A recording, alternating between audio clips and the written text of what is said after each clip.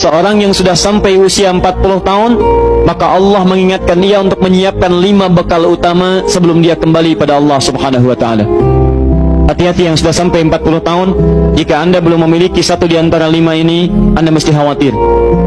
Dan ini peringatan dari Al-Quran. Baik, 1. Qala rabbi awzi'ni an ashkura ni'mataka allati an'amta alayya wa ala walidayya. Amanat pertama, kata Allah, dia mesti memperbanyak doa kepada Allah Subhanahu wa ta'ala agar dibimbing. Banyak doa agar dibimbing mensyukuri nikmat hidup, plus bisa meningkatkan bakti pada orang tua. 1. Rabbi auzi'ni an ashkura ni'mataka allati an'amta alayya wa ala walidayya. Perhatikan baik-baik. Ya Allah, mohon bimbing saya untuk selalu bisa mensyukuri segala nikmat yang telah Engkau berikan pada saya sekarang, 1, dan pada kedua orang tua saya. Baik, jadi kalau sudah sampai usia 40 tahun, pertama, anda memohon doa kepada Allah untuk dibimbing terus bersyukur kepada Allah. Ini yang mau saya tegaskan. Lihat baik-baik. Apa itu syukur? Tidak ada makna lain dari syukur yang tertuang dalam Al-Quran dan hadis kecuali ungkapan kebahagiaan atas nikmat yang Allah berikan kepada kita dengan cara menggunakan nikmat itu sesuai dengan fungsi yang telah Allah tetapkan. Misal, kita akan bersyukur dengan nikmat penglihatan mata. Anda diberikan 40 tahun dalam hidup, mata masih bisa melihat. Bagaimana mensyukuri nikmat mata? Kalau Anda ingin syukuri nikmat mata, maka yang paling singkat, gunakan nikmat mata ini sesuai dengan peruntukan yang telah Allah tetapkan. Fungsi yang telah Allah tetapkan. Apa fungsi mata? Masih ingat? Melihat yang baik-baik. Quran surah ke-24 ayat 30 untuk laki-laki, ayat 31 untuk perempuan. Qul lil mu'minina yaghuddu min absarihim. Katakan pada pria-pria yang merasa punya iman. Dengan iman itu dia yakin dengan akhirat. Wabil akhirati hum yuqinun. Karena yakin dengan akhirat dia sadar akan pulang dan dia tahu nikmat matanya akan ditanya oleh Allah Subhanahu wa taala. Katakan pada pria-pria yang yakin bahwa matanya akan ditanya oleh Allah. Quran surah ke-17 ayat 36. Inna sam'a wal basara wal fuada kullu ulaika kana anhu mas'ula. Setiap pendengaran Anda, penglihatan Anda, plus apa yang Anda pikirkan, satu saat akan ditanya, dipertanggungjawabkan di hadapan Allah Subhanahu wa taala. Karena itu kata Allah, katakan pada orang-orang yang yakin dengan itu semua, ghuddu min absarihim, matanya hanya boleh melihat yang baik-baik saja. Yang tidak baik palingkan. Ibu juga sama, ayat 31-nya. Wa kullil mu'minati yaghdudna min absarihinna.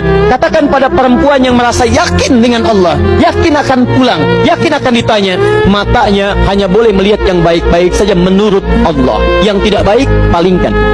Di ghaddul basar itu bukan nggak boleh lihat, Pak. Ghaddul basar itu silahkan lihat, tapi ketika yang dilihat tidak baik menurut Allah, maka palingkan dari itu semua. Ini tidak tepat, teman-teman sekalian. Anda hanya mengucapkan alhamdulillah ya, sampai sekarang penglihatan masih baik. Belum cukup. Baik itu dipakai lihat apa? Penglihatannya baik, tapi masalahnya yang dilihat baik tidak. Itu poinnya. Maaf, ada anak usia 4 tahun, Bu, Pak, tidak bisa melihat. Dalam tidak bisa melihatnya, dia masih mau menghafal Al-Quran. Namanya Mu'af. Tinggalnya di Asyut, adanya di Kaira, negaranya Mesir. Matanya nggak bisa lihat, tapi dia sampaikan pada bapaknya, Pak, saya ingin menghafal Quran. Saya ingin menghafal Quran. Kata bapaknya, kamu yakin? Saya yakin. Baik, keluarga sederhana, punya cuman motor yang sangat luar biasa tidak bagusnya. Dimodifikasi dashboardnya, menempuh jarak kisaran 20 km. Datang pada syekhnya, bapaknya kemudian membonceng, muadnya di belakang. Teman-teman sekalian, setiap berangkat datang pada syekh, dapat hafalan baru, bapaknya tulis ayatnya, disimpan di dashboardnya. Di jalan lihat ke sini, lihat ke jalan, lihat ke sini, lihat ke jalan. Mu'adz bacakan ayatnya, bapaknya mendengarnya. Secara singkat, tiba-tiba setelah itu fasenya berakhir, jadilah anak ini hafal Quran. Yang ngantar belum hafal Quran, yang diantar nggak bisa lihat hafal Quran. saking mudahnya Al-Quran, yang nggak bisa lihat bisa hafal Quran.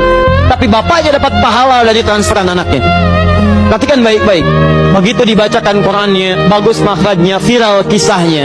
Begitu viral di Timur Tengah, datang reporter mau wawancara. Pertanyaan pertama, kalau Adinda diperkenankan oleh Allah untuk bermohon saat ini, apa yang mau dimohonkan kepada Allah? Reporter ini mengira dia akan meminta doa seperti ibunda Imam Al-Bukhari bermohon kepada Allah supaya Al-Bukhari disembuhkan dari butanya. Bu, Pak, Imam Al-Bukhari itu dulu buta. Butanya permanen. Dilahir 2 tahun ayahnya meninggal, 4 tahun buta permanen. Nanti ada satu kejadian di situ, yang dengan kejadian itu ibunya berdoa kepada Allah, anaknya menghafal Quran sampai di surat Qaf, ya, ayat ke-22. Anaknya murojaah ayat, ibunya memohon kepada Allah sambil menangis, sambil tertidur, sampai tertidur. Disitulah kemudian terjadi sesuatu yang luar biasa. Seketika Allah sembuhkan Al-Bukhari kecil, matanya bisa melihat kembali. Karena kajian kita bukan di sini, lain waktu nanti saya terangkan.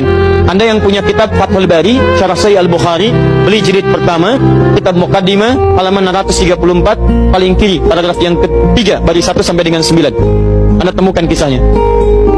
Nah, reporter ini mengira ini Mu'ad akan minta kepada Allah seperti Al-Bukhari kecil memohon kepada Allah, matanya bisa melihat lagi. Nyata, lihat baik-baik. Kalau saya diperkenankan bermohon kepada Allah dan permohonan saya dikabulkan, maka pertama saya akan mohon kepada Allah untuk tetap membutakan mata saya sampai dengan kiamat. Ya Rabb, mohon butakan mata saya sampai kiamat, karena dengan buta mata ini saya bisa menghafal Quran. Saya takut ya Allah, kalau saya melihat lagi, mata saya melihat maksiat dan hilang Quran dari hafalan saya. Anda bisa bayangkan, anak kecil 4 tahun, mata nggak bisa lihat, digunakan menghafal Quran. Dan dia takut kalau melihat matanya dipakai maksiat. Antum dikasih 40 tahun, 40 tahun, lebih daripada 4 tahun, lebih dari 14 tahun, Anda sampai 40 tahun, dipakai mata, dipakai apa mata Anda sampai dengan hari ini?